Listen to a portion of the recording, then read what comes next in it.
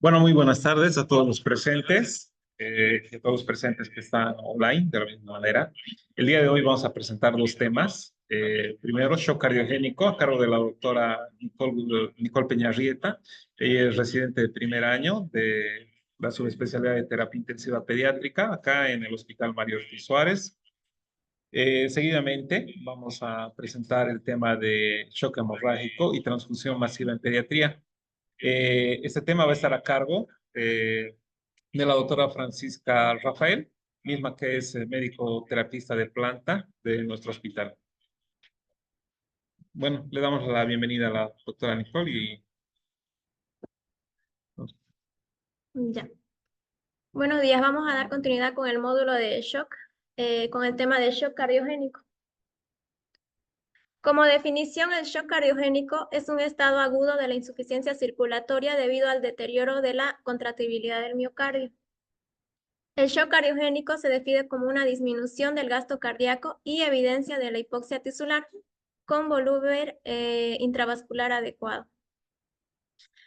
Tenemos que tomar en cuenta que es el tercer tipo de shock más común en los niños, seguido del shock séptico y del shock hipovolémico, siendo así una de las principales causas de morbilidad y de mortalidad en nuestros niños. Y el mal funcionamiento del miocardio es secundario a isquemia, acidosis, fármacos, toxinas o inflamación propiamente del miocardio. Hablando de la epidemiología, se dice que el shock cardiogénico representa del 5 al 13% de los casos diagnosticados de shock en emergencias pediátricas y prácticamente tiene una letalidad del 5 al 10%. Con relación a la etiología, aquí tenemos una tablita donde nos va a clasificar por grupos etarios según la frecuencia de aparición del shock cardiogénico. En las primeras 24 horas de vida se puede ver que entre las causantes está la asfixia perinatal, enfermedad cardíaca congénita, sepsis, hipoglicemia, hipocalcemias, arritmias. En los primeros 7 días de vida, circulación sistémica del ductus dependiente, insuficiencia adrenal, errores innatos del metabolismo. De las 2 a las 6 primeras semanas de vida, cardiopatías congénitas, miocardiopatías. De la semana 6 al primer año de vida, podemos atribuirlo a enfermedades cardíacas congénitas y disfunción de la enfermedad cardíaca, miocardiopatías sépticas, enfermedad de Kawasaki. En los niños mayores y adolescentes tenemos lo que son las arritmias, sepsis, fiebre reumática aguda, endocarditis infecciosa, cardiomiopatía, ingesta de medicamentos como beta bloqueadores, antagonistas de canales de calcio o una emergencia hipertensiva como tal. Ahora, para entender un poco lo que es el shock cardiogénico, vamos a ver primero lo que es los determinantes de la función cardíaca, valorando siempre lo que es la precarga, la postcarga y la contractibilidad. De acuerdo a la afectación de una o cada una de ellas, podemos identificar prácticamente la clínica dentro de lo que es el shock cardiogénico. Dentro de la fisiopatología, si nosotros tenemos afectado el lado derecho del corazón, ¿qué es lo que vamos a tener? Un aumento de la presión venosa sistémica. Por consiguiente, vamos a tener hepatomegalia, tomando en cuenta la vena cava inferior, ascitis, ingurgitación venosa, edemas periféricos. Si la afectación es del lado izquierdo del corazón, va a haber aumento de la presión venocapilar. A nivel pulmonar, ¿qué es lo que vamos a tener? Edema pulmonar, signos clínicos de polipnea, tos, fatiga. Una vez que tenemos la afectación a nivel circulatorio por la falla del corazón, de la bomba del corazón prácticamente, se van a activar dos mecanismos compensatorios. El primer mecanismo es la activación del sistema simpático. ¿Qué es lo que va a haber aquí? Va a haber aumento de las catecolaminas circulantes, van a ser captados por los receptores beta-adrenérgicos. ¿Y qué es lo que va a ocasionar? Aumento de la frecuencia cardíaca, aumento de la contractibilidad del miocardio y aumento del gasto cardíaco. Activado el sistema simpático, bueno, taquicardia, vasoconstricción periférica, que eso es lo que nosotros vemos prácticamente en los casos más graves. Aumento del consumo de oxígeno por parte del corazón. Este es el primer mecanismo de compensación. Posteriormente, bueno, al haber una falla de la bomba del corazón, disminución de la perfusión tisular, ya se activa lo que es el sistema renina-angiotensina-aldosterona y por consiguiente va a hacer que haya retención de líquido y sodio y por consiguiente aumento del volumen sanguíneo.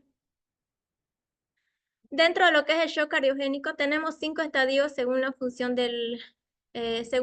cardíaca. En el estadio A, el paciente quien no presenta signos o síntomas de shock cardiogénico, pero está en riesgo de desarrollar.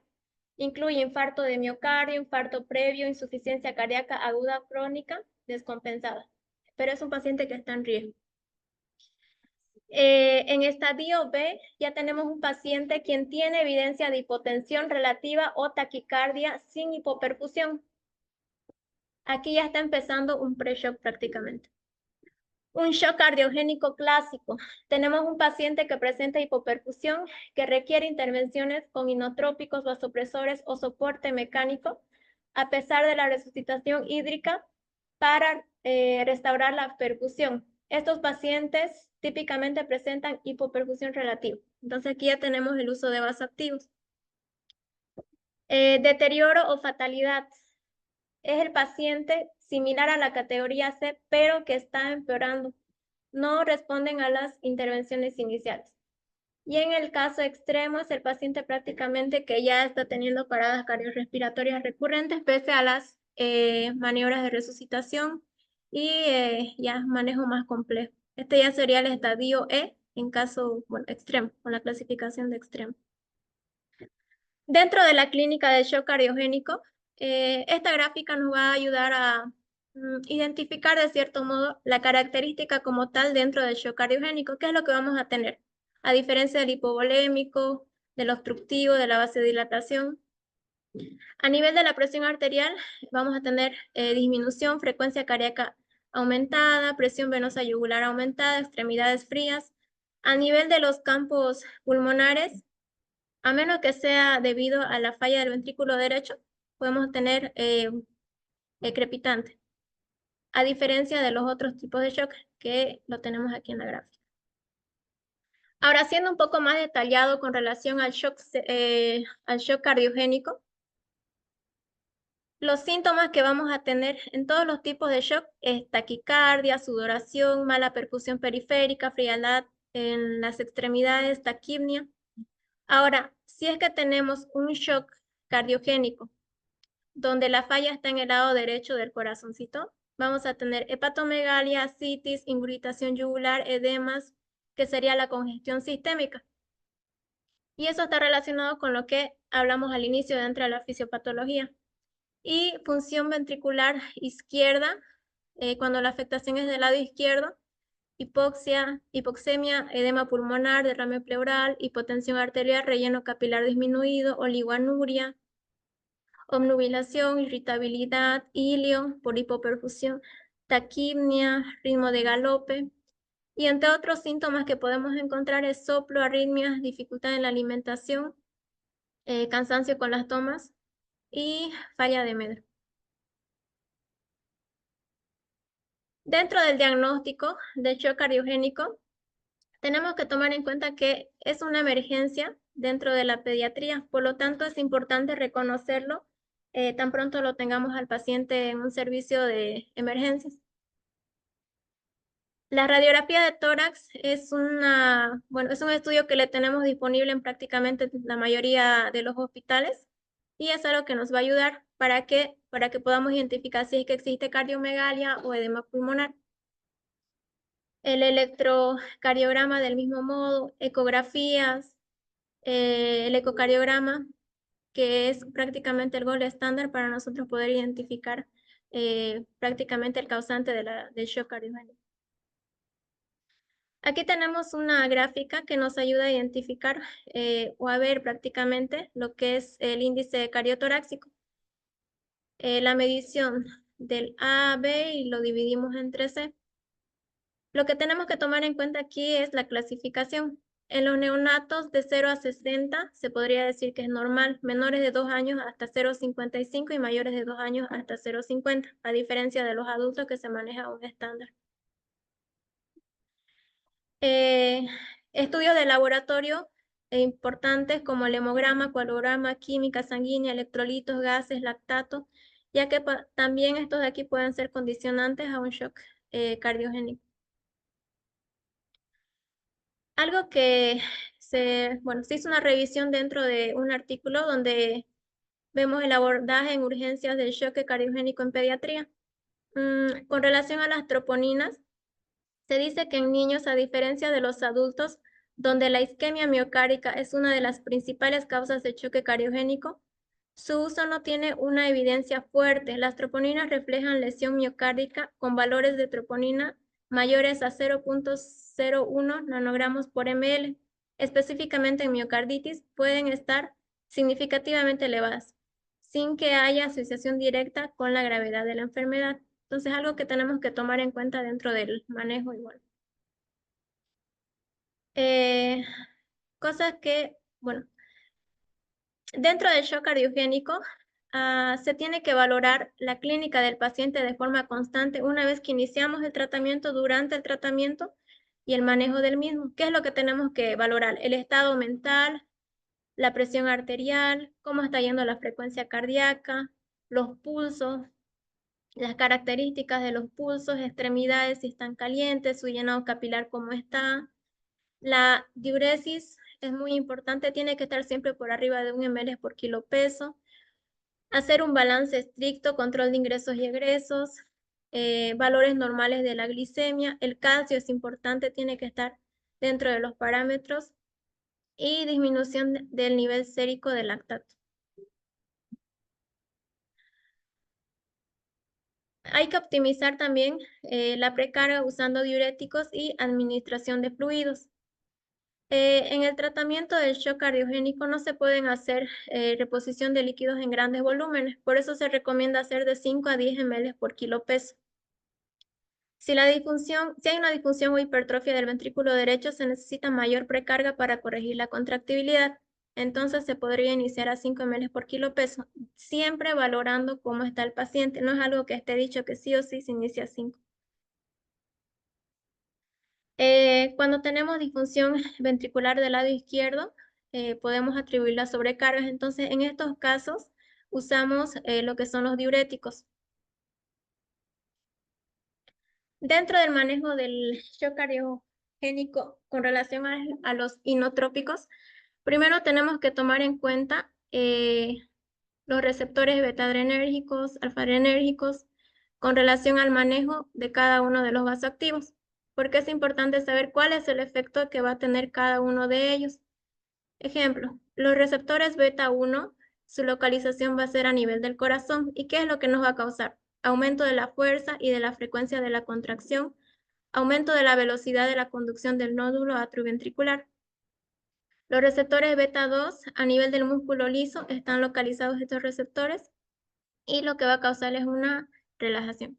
Los alfa-2 en el músculo liso vascular y también están a nivel del corazón, lo que nos ayudan en lo que es la contracción y aumento de la frecuencia de contracción también a nivel del corazoncito. Alfa-2 están a nivel del músculo liso, nos ayudan con la contracción. Y los dopaminérgicos están ubicados en el músculo liso vascular y nos ayudan con la relajación. Ahora, entendiendo esto, nos vamos a lo que son el uso de los vasoactivos. Con relación a la adrenalina, nosotros vamos a trabajar prácticamente con los receptores alfa-1, beta-1 y beta-2. ¿Y qué es lo que vamos a tener? Esta es la importancia prácticamente o el objetivo de nosotros saber los receptores y cuál es el efecto que va a tener esta en el tratamiento. ¿Qué es lo que va a hacer la adrenalina? Va a aumentar el gasto cardíaco, aumenta la frecuencia cardíaca, va a aumentar lo que es la resistencia vascular sistémica, la presión media y la resistencia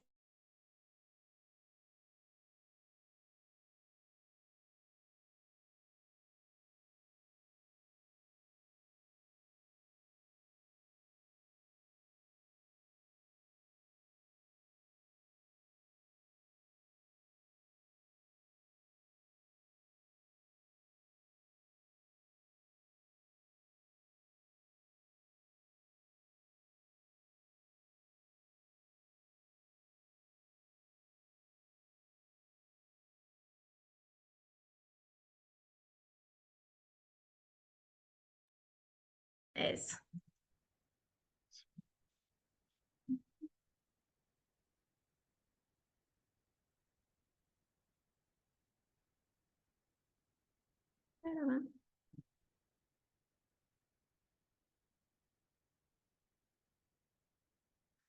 Ahora, con relación al uso de la dobutamina, la milrinona y el levosimentan, en sí, con relación al uso de la dobutamina, bueno, hay varios estudios que anteriormente han dicho que no se debería usar, que aumenta la mortalidad.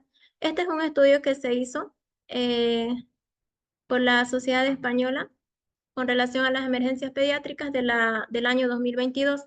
¿Qué es lo que nos dice?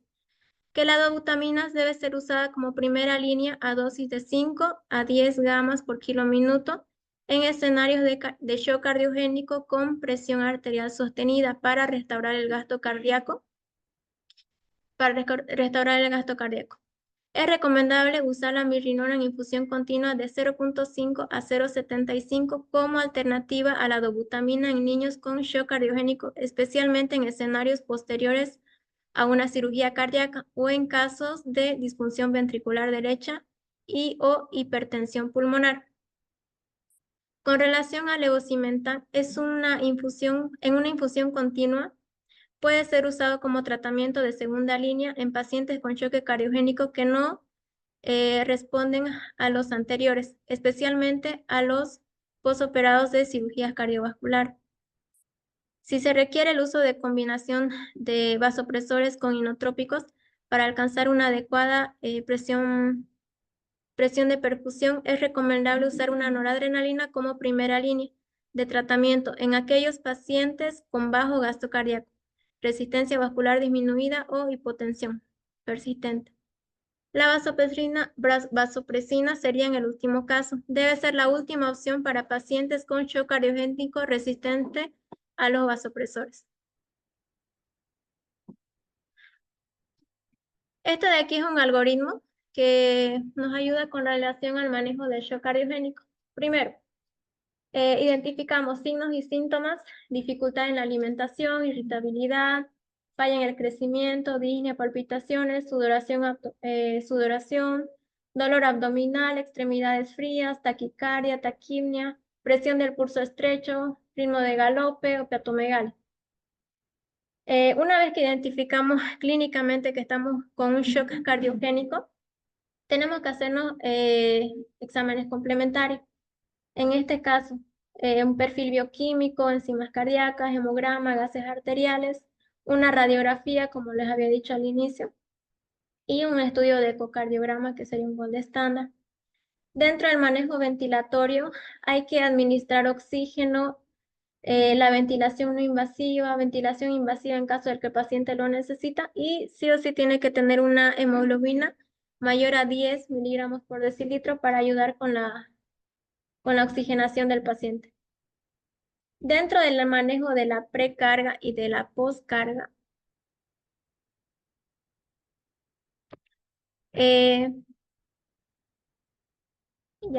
una reanimación hídrica de 5 a 10 ml por kilo peso con precaución de signos de sobrecarga. Eso en caso de que estemos pensando en una insuficiencia en la precarga prácticamente. Diuréticos como furosemida de 0,5 a 2 miligramos por kilo peso dosis cuando tengamos signos de sobrecarga, crepitantes a la ocultación del pulmoncito y demás. Y ayuda mucho también la cuestión de la ventilación mecánica en estos pacientes. Si es que tenemos una insuficiencia del lado izquierdo, nos ayuda mucho el incremento de la PEP. De 6 a 10 podemos manejar. En cambio, si fuera una insuficiencia del lado derecho, tiene que ser menos. El manejo de medicamentos de primera línea, la dobutamina de dosis de 2 a 20 gamas por kilo peso minuto, alternativas a la mirrinona, infusión continua a 0.25 a 0.75 microgramos por kilo peso minuto. Si el choque es persistente, el uso de la noradrenalina de 0.1 microgramos por kilo peso minuto si la resistencia vascular sistémica es baja. Si hay hipotensión persistente, se puede utilizar la amitriptilina con la epinefrina. Y si la hipotensión va a persistir, vamos incrementando la dosis de la epinefrina. Y si el shock va a ser persistente, prácticamente ya tenemos que dar un soporte con el ECMO. Dentro de las conclusiones, el shock cardiogénico en pediatría puede suponer un reto diagnóstico y constituye el estadio más avanzado y grave de una falla cardíaca. La valoración sistemática y organizada del paciente, la identificación temprana de signos, síntomas y el uso racional de estudios complementarios permiten dirigir el enfoque diagnóstico y terapéutico en paralelo, estabilizando al paciente críticamente enfermo y optimizando sus desenlaces clínicos. Eso sería. Muy bien. Excelente presentación por parte de la doctora.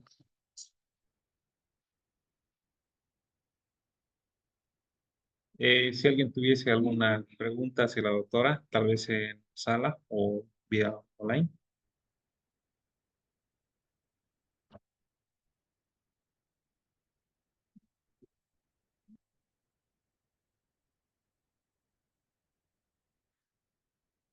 Bueno, de no ser así, podemos pasar al siguiente tema. El siguiente tema es shock hemorrágico y transfusión masiva en pediatría, disertado por la doctora Francisca Rafael, misma terapista pediatra de profesión.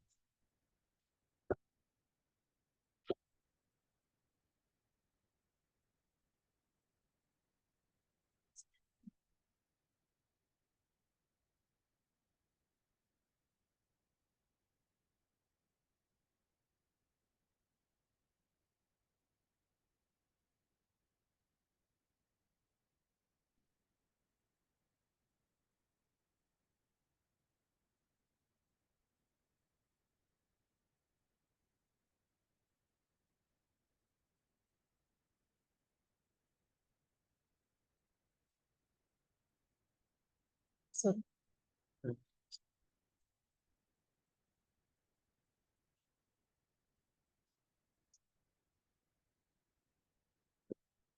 ¿Vamos a hacer esto? Sí, sí, sí. Bueno, buenas tardes. Hoy vamos a hablar un tema que es muy importante. eh, el shock hemorrágico. Estoy pensando que hipovolemia. El shock hemorrágico y transfusión masiva en pediatría.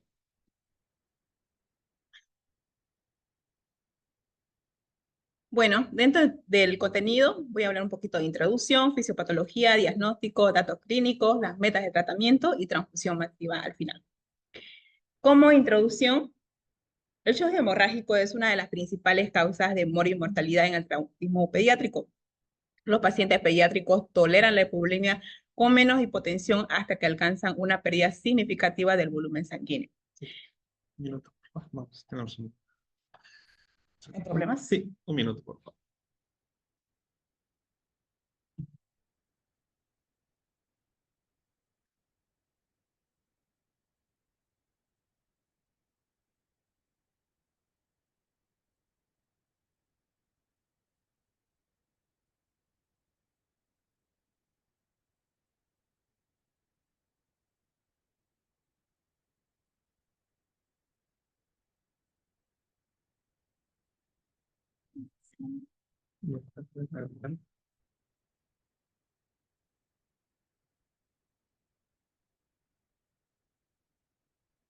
No.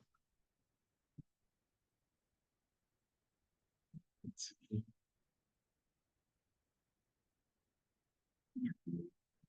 Ahora sí, continuamos. Perdón, teníamos un ¿Nuevo? follete. Sí,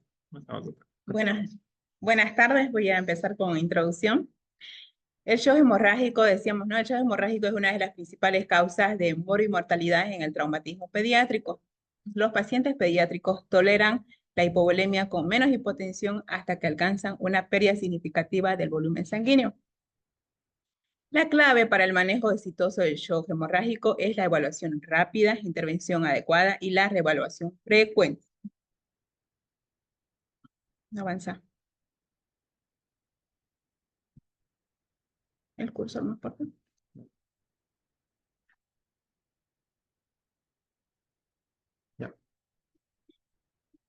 Bueno, dentro de el temario un poquito de lo que es la fisiología, para que podamos entender la fisiopatología, estos tres elementos, ¿no? Tanto el corazón como la bomba, los vasos sanguíneos como el continente, la bulimia como el contenido, son necesarios, ¿no? Para el buen funcionamiento del sistema circulatorio. Que estos se encargan, cuando funcionan normalmente, en transportar a la célula dos sustratos vitales para la vida. ¿Cuál es? El oxígeno y la glucosa. Entonces, es para que pueda unirse al acetilco y dentro de lo que es la mitocondria para formar lo que es el ATP, ¿no? Para que pueda funcionar normalmente los órganos, ¿no?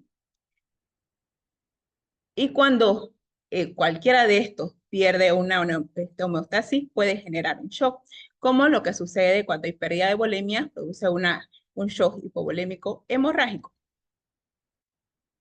¿Cómo definimos? Es un síndrome clínico caracterizado por un estado de hipoperfusión tisular e hipoxia celular causada por pérdida rápida y significativa del volumen sanguíneo circulatorio. Hay un desbalance de lo que es la entrega y el consumo de oxígeno, lo que va a conducir secuencialmente, si no corregimos rápido, a una inestabilidad hemodinámica y a una disfunción multiorgánica, incluso puede llevar a muerte. Un sangrado capilar, venosa, obviamente no es lo mismo que una arteria, que nos puede sanguinar y lo que es producir unas hemorragias masivas, llevarnos a shock. Las causas más frecuentes dentro de lo que es de shock hemorrágico, generalmente es por trauma, ¿no? En pediatría más es por contusión, puede ser una caída en un parque, una caída de una bicicleta o un accidente de tránsito que va a llevar a una ruptura de víscera sólida abdominal, puede ser, ¿no? Vaso, hígado, generalmente son los más frecuentes. Puede haber lesión de vaso, acción vascular, una hemorragia intratorácica, fracturas también de huesos grandes como de pelvis, fémur, una hemorragia intracraneal. Entre otras tenemos cirugías cardíacas o cirugías cuando hacen trasplantes, ¿no? Unas cirugías hepáticas también que generan abundante sangrado. También cuando colocamos vías centrales, ¿no? A veces accidentalmente se punciona la arteria, que puede incluso al rato producirnos shock hemorrágico en nuestro paciente. Tenemos hemorragias gastrointestinales y entre otros hemorragia pulmonar y pacientes oncológicos que son propensos a sangrado. La incidencia de la hemorragia, de shock hemorrágico, en realidad es poco frecuente en los niños, ¿no? Pero tiene una alta mortalidad. Aproximadamente un 50% de muertes ocurren dentro de las primeras 24 horas, ¿no? De post-trauma, pero con un pico entre las primeras 6 a 8 horas. La mortalidad a los 30 días en niños con shock hemorrágico traumático es mucho más que la de adulto, como podemos ver acá, de 36 a 50% versus a 20-25% del adulto. Se estima en Estados Unidos que produce entre 1.000 a 2.000 muertes traumáticas prevenibles en niños cada año. El volumen de sangre estimado en niños depende de la edad, ¿no? Como podemos ver en los más pequeñitos, en los pretérminos, hasta 100 ml kilogramo día. Esto es importante saber para estimar más o menos la pérdida del volumen sanguíneo. En los chicos más grandes, ¿no? Es menos de 3 meses, hasta 80-90 ml kilogramo.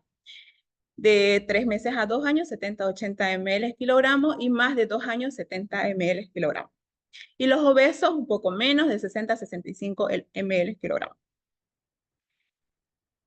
Esta es una clasificación, ¿no? Para evaluar la magnitud y la gravedad de la hemorragia, ¿no? Dependiendo de la pérdida del volumen sanguíneo, ¿no?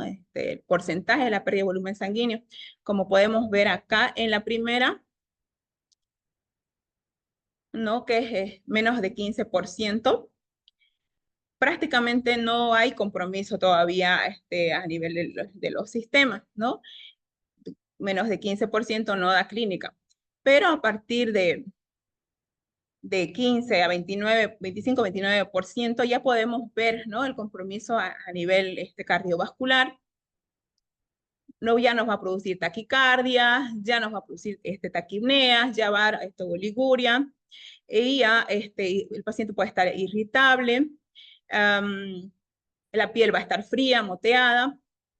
Y este último que le han agregado a este esquema, esta clasificación, es el débito de base o déficit de base, que a medida que va incrementando, pues el paciente va a estar peor, ¿no? Entonces, en esta clase 2 ya posiblemente el paciente va a necesitar ya transfusión de hemoderivados. En la clase 3, que es una hemorragia, ¿no? Una pérdida de volemia de 30 a 39%, ya vemos que los signos clínicos son mucho más significativos. Y hay una taquicardia significativa, hay una hipotensión, hay una taquipnea moderada, el paciente puede estar oligúrico, con acidosis metabólica, irritable o letárgico, piel va a estar fría y pálida y con exceso de base menos 6, menos 10. Y aquí ya nosotros tenemos que solicitar transfusión, ¿no? Y en el grado 4 o en la clase 4, pues la pérdida es más de 40%, el paciente está muy grave, con gran riesgo de vida, ¿no? Y como podemos ver, los signos clínicos aquí es más relevante, ¿no? Taquicardia